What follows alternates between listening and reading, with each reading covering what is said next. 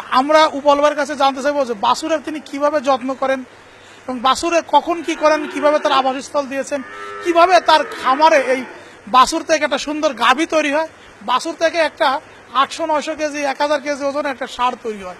আমরা উপলবার কাছ থেকে এই শিক্ষাটা নেব। উপল ভাই, আপনার অভিজ্ঞতার আলোকে আমাদেরকে একটু এই শিক্ষাটা দেন যে কিভাবে আপনি 30 লিটার 35 লিটার দুধের একটা গাভী তৈরি করেন, আবার একটা 800-900-1000-1100 কেজির একটা ষাঁড় গরু তৈরি করেন। এটা যত্ন তো অবশ্যই, আর যত্নের আগে যে জিনিসটা প্রথম লাগবে সেটা হলো পেডিগ্রি। যে আমি যদি একটা ভালো গাভী তৈরি করতে চাই তাহলে অবশ্যই ওর মার রেকর্ড, ওর নানির রেকর্ড, ওর দাদির রেকর্ড, এগুলো একটা দরকার। প্লাস ওর বাবার বা ওর দাদা, ওর নানা, ওদের যে আপনার মানে বডি ওয়েটের যে রেকর্ডগুলো সেগুলো দরকার। তো এভাবে করেই আমরা চেষ্টা করতেছি যে আমাদের খামারটাকে এইভাবে করে আমরা আপনার বাছুরের যে পেডিগ্রিটা মেনটেন করে বীজগুলো দেওয়ার, আর ওইভাবেই আমরা করে দিতেছি যেগুলো আমাদের মোটামুটি ফিজিয়ান পার্সেন্টেজ অনেক হাই, ধরেন 90%, হ্যাঁ 85%। তো এই এগুলোকে আমরা ধরেন আপনার 75% যে বুলগুলো আমাদের ভালো ফিজিয়ানের দুধের রেকর্ড ভালো ওদের দিচ্ছি। তারপর আবার কিছু কিছু SLF আমাদের গভর্নমেন্টে কিছু ভালো বুল আছে যেগুলো ধরেন মোটামুটি দুধের রেকর্ডও ধরেন প্রায় 7-8 মাস পর্যন্ত ভালো দুধ দেয়, প্রেগনেন্ট হওয়ার পরে ওরা ভালো দুধ দেয়।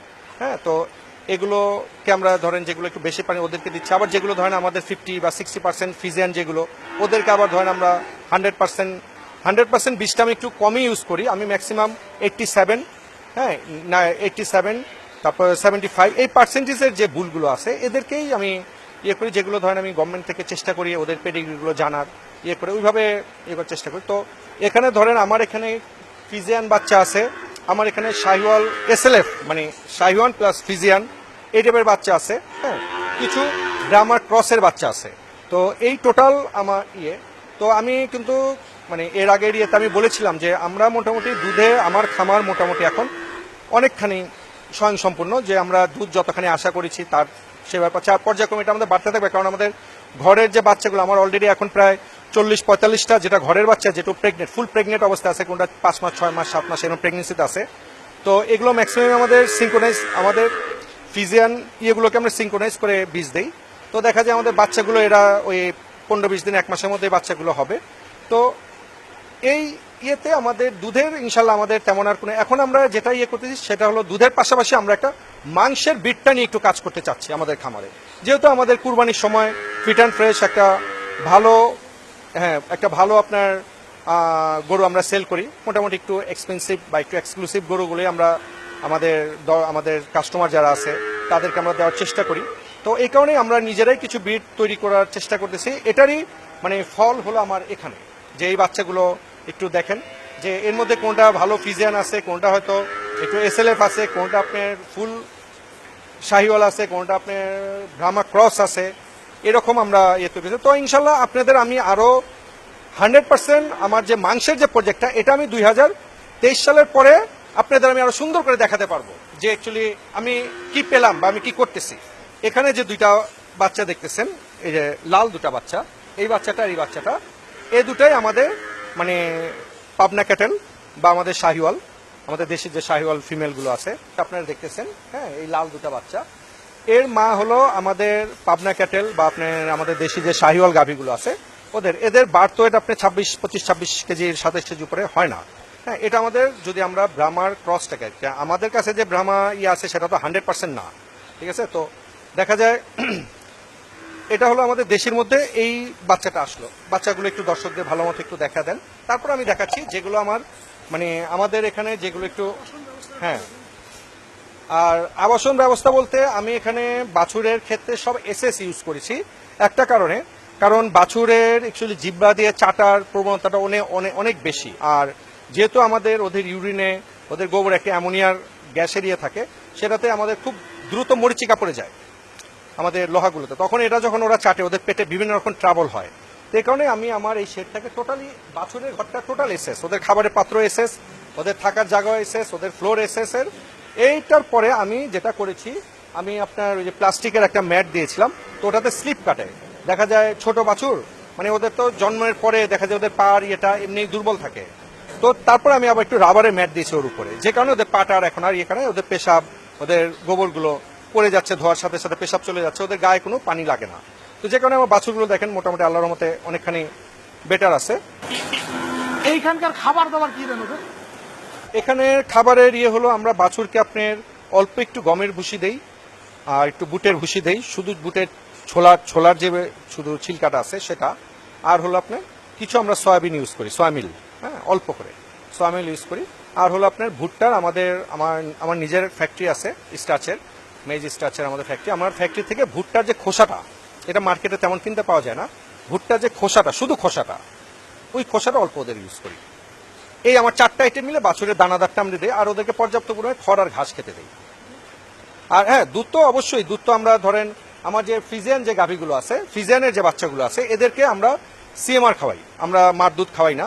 মার দুধ খাওয়াই না আমি প্রায় 3-4 বছর ধরেই আমি টোটাল আমার গাভীর যে ফ্রিজিয়ানের যে বাচ্চাগুলো, এদেরকে মার দুধ খাওয়াই না, এদেরকে আমি সিএমআর খাওয়াই। এটার মেন কারণ হলো মার যে কোনো ভাইরাল রোগ বাছুরের মধ্যে আসে না, এক। দ্বিতীয়ত, যেহেতু আমরা এখনো হাত দিয়ে দুধ দোয়াই, আমাদের এখনো মিল্কিং মেশিন আমরা করি নাই, তো আমাদের হাত দিয়ে যেহেতু দুধ দেয়, যেহেতু আমার লেবাররা দেখা যায় সে বাছুরটা ছেড়ে দিয়ে চিন্তা করে মোটরটা ভরে গেছে, টাঙ্কিটা ভরেছে, ও বন্ধ করতে এলো, বাছুর কিন্তু 2 লিটার দুধ বেশি খেয়ে ফেললো, তখনই বাছুর পেটটা খারাপ হয়ে যায়। আর বাছুরের যখন 1-2বার পেট খারাপ হবে, ওই বাছুরটাকে কিন্তু আপনার মানে খুব দুর্বল হয়ে যায়, তখন ওর আশানুপাত রেজাল্ট ও দিতে পারে না ওর ইয়েতে। তো যে কারণে আমরা সিএমআরটাতে আমি অনেক হ্যাপি।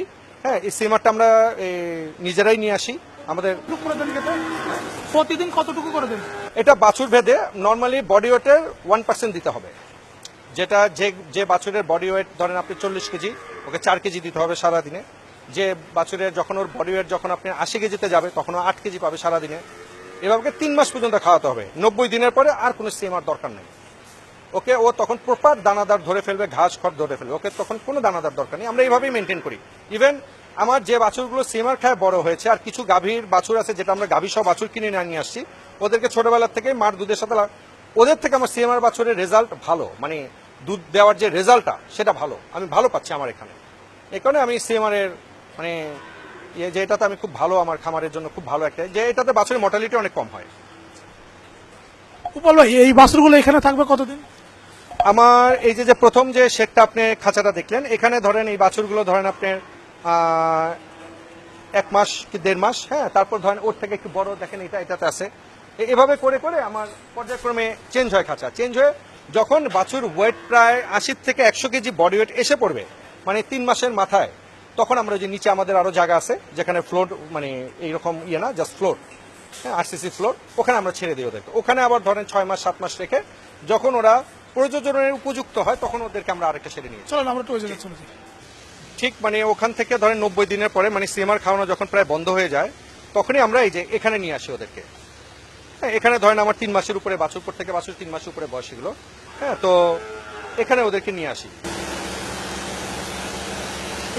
এখানে আনার পরে কি ধরনের ভ্যাকসিনেশন গুলো করেন?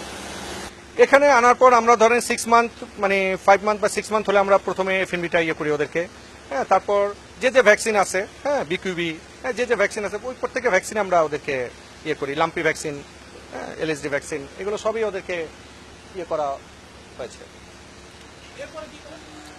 এরপর এখানে ওরা আরো 4-5 মাস থাকবে। 4 মাস থাকার পর যখন ওদের বয়স যখন প্রায় 12 মাস, হ্যাঁ, হয়ে যাবে, তখন ধরেন ওদেরকে আমরা আবার আমাদের মাঝখানে আরেকটা শেড আছে, ওখানে নিয়ে যাই, যেখানে নিয়ে যাই আবার 3-4 মাস পরে ওরা হিটে আসে ওদেরকে বীজ দেওয়া হয়। আবার এখান থেকে যেগুলোকে রাখবো, যেগুলোকে বিক্রি করে দিব, এই আর কি। এখান থেকে আমরা স্লটিংটা করি খামারের জন্য। বন্ধুরা, এখন চলুন আমরা ওই শেডে চলে যাই।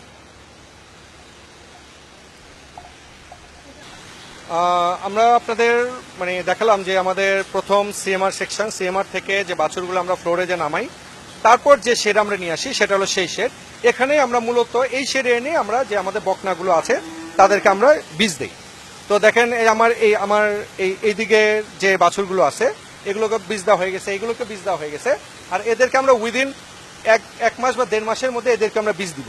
এভাবে ওদেরকে রেডি করতেছি করে 1 বছর বা 11-10 মাস বয়সে বাছুরগুলোকে আমরা এই শেডে নিয়ে আসি।